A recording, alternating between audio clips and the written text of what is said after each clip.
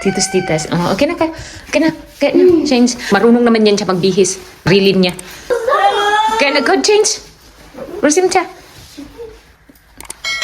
Sila lang nagbibihis niyan. Tinuturuan ko yan sila para matuto. Hindi na mag-rely sa akin. Hindi naman sure. Bag ko yan. Tam. Yo, jacket. Niya bitika. Velmi zima kuya. Dobre? Hugging every morning. Ano? Pampag-vibes. Ni mamo. Yung bago kong hairstyle. Baby po. Kasweet. Uy, kuya. Ay, takot si kuya sa lipstick ko. Kanya-kanyang bihis na kami. Sila, nagbibihis na din sila ng sarili nila. Hindi ko pala nalak itong aking yung jeans ko. Pero may ano na yan, oh. Leggings na ready na mag-duty. Ganyan ang ginagawa ko every day. Dahil nga malamig. Katapos ang layers. Pabalik-balik na lang itong ating jacket. Dalawa lang ang ganito ko pang inner. Tapos nagsuot na lang din ako ng vest. So, diba? Mainit sa paningin ninyo pero malamig na pag doon sa labas. Grabe yung weather dito. 5 degrees today. Alis na po kami tapos ganito yung palibot namin, oh. Dahil winter, ayan, masyadong madilim. Oh, maglalakad lang kami tapos ayan, walang ilaw. Nasaan kaya ang ilaw nito? Ganito everyday sa tuwing kami aalis. Ngayon pa na umilaw, oh. Sabay ako sa kanila. We'll go in San Cosdomo. Ano? Mommy. Parang estudyante na rin ako. Dahil sumasabay ako sa bus na pang estudyante. Ang time ko din, sabay din kay Philip at Alex. Naku, taligsik pa naman.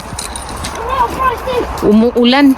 Mabuti na lang yung daanan namin. May mga Christmas lights aside sa mga pole lights. So, okay na. Makikita na namin yung dinadaanan namin. Ay nako, ganito ang aming buhay every morning sa tuwing winter. Umuulan na, malamig pa, tapos may hangin, doble yung lamig. Tapos ang mga garbage nagkalat na dahil today is a pick-up day. Hindi pwedeng makalimutan ng mga tao yan kasi once a week lang yan kukuliktahin. May bayad din yan. Tignan niyo ang school ni Alex. Maganda yung pagka-design ng Christmas light. At ito naman yung Christmas light ng kindergarten. Maganda tignan, no? Gusto ko yun, oh, kasi colorful. Si Philip nagpagpag-velmi dobre. Tapos meron pa silang design dito sa loob. Tignan nyo naman ang lupit, no? Ayan. Ang ganda. Nandito na po ako sa work. Isampay ko lang to sa mga lugar kung saan ko dapat isampay dahil basa. Ang dami nito kahapon, naplantsa ko na yung iba. Then ngayon, tatanggalin ko itong nasa ibabaw para itong sa ilalim. Mamaya, pagkatapos ko maglinis ng mga room, medyo okay na. Pwede na plantsahin. Sana nga, no? Okay na to. Kahapon pa to. Hala, basa pa dito sa ilalim. Sinabi ko na nga ba eh. Tambak kasi ito eh. Ang tagal nilang binigay sa akin. Ayan tuloy. Ang dami kong dapat plantsahin today. Kahapon hindi ko natapos ito. Dahil nga hindi makaya plantsahin. Basang-basa. Buti na lang may clothing rack sila. Nakita ko doon sa room 302. Diba nakasurvive yung mga linens. Nagtaka lang ako ba bakit sa mga hotel, no? Ang kailangan na linens, cover ng duvet and pillowcase dapat white. Bakit kaya? Dahil white is purity. Tama ba? Tapos na po yung duty ko today. Yan lang, madali lang naman hanapin itong St. Michael Hotel. So those who is looking for the hotel or something that you can stay, dito lang kayo sa St. Michael Hotel. And then hanapin nyo lang itong church na ito. Asan ba? Hindi makita ito. Ito yung landmark dito. Jerusalem 41 ang address. Tapos dito ko na lang ilagay yung complete information. And then i-contact nyo lang sila. Huling araw ko na sa trabaho. Then back to work January. May papakita ko sa inyo. Ito pa pala yung kaganapan dito sa Trinava. Hala, ang ganda. Anong meron dito? Hala, pwede ata akong bumili. Pwede akong bumili dito. Ayan, ang ganda. Ano dito, may event sila. Tapos may nagluto ata ng gulats. Ayun oh, tignan nyo, ang ganda no. Ganito yung event nila dito oh. Ano to? Ay, goulash.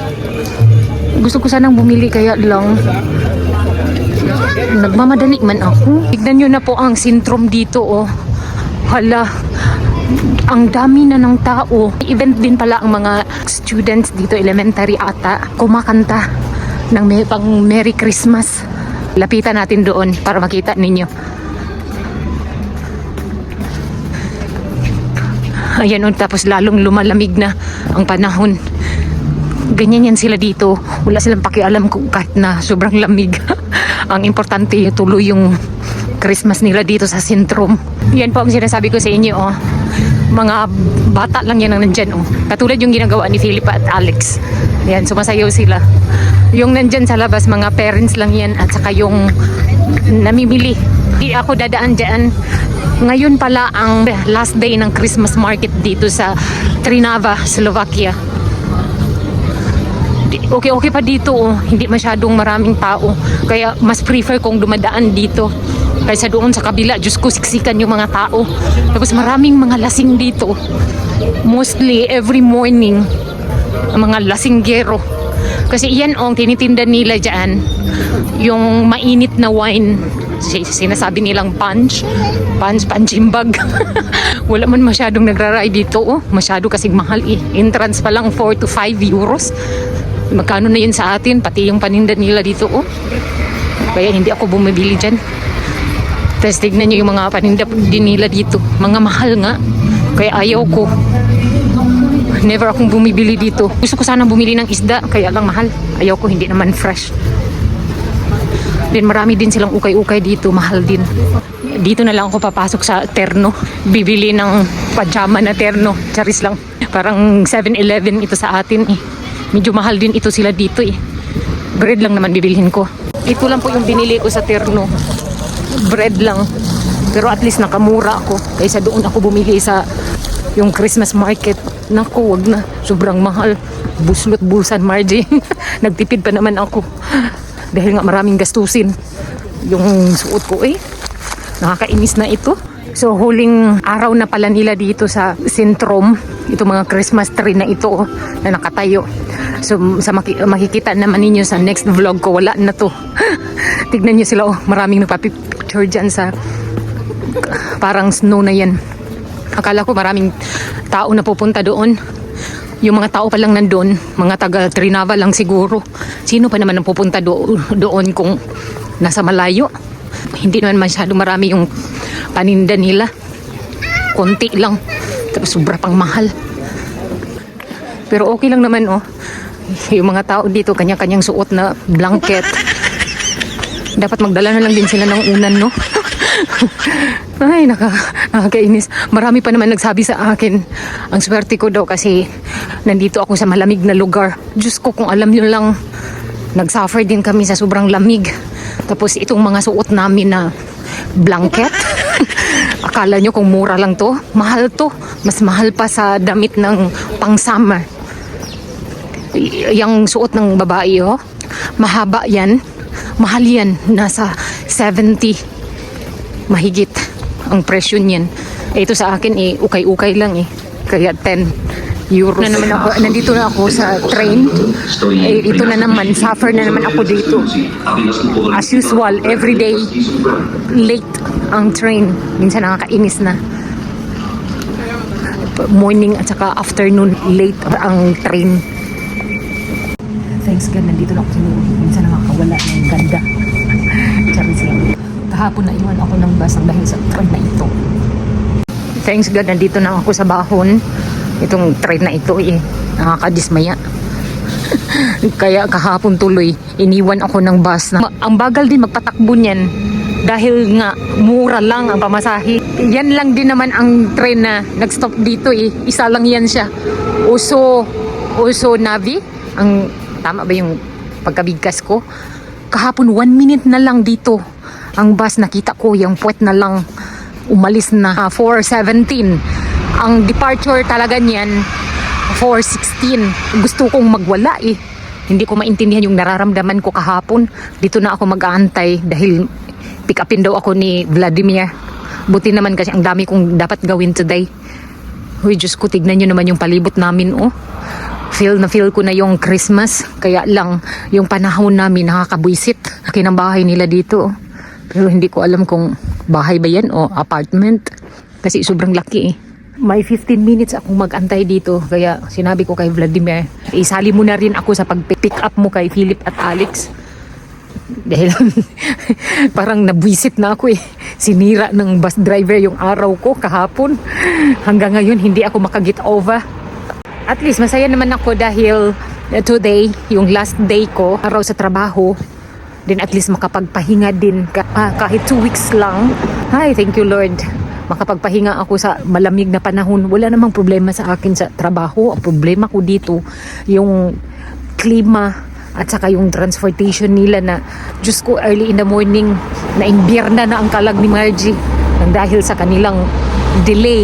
Expected yan every day. Every time na mag-work ako. Ay, naku. Tapos iunok-unok ba every morning. Delayed. Thank you Lord, nandito na kami sa bahay. Kasama ko sila kasi sinundo ako ni Vladimir. O kas Philip ko. Wow! From Skolky. Tuwang-tuwa. Si Kuya Alex. Ala, you forgot Philip ko, Kuya. Agoy, ang bless. Ang pinaka-importante sa lahat. Kuya Estiras. Oh, Philip ko, bless.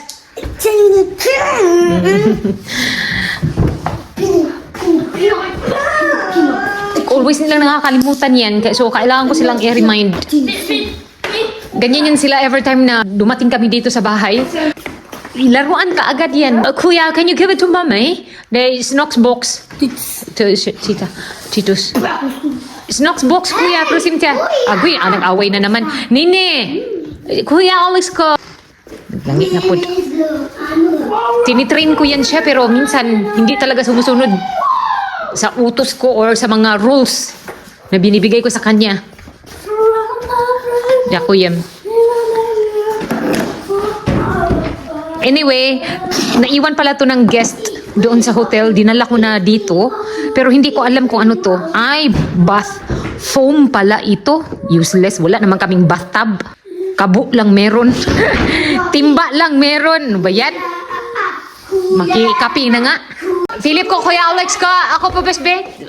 Ciao, te. Si Bayas.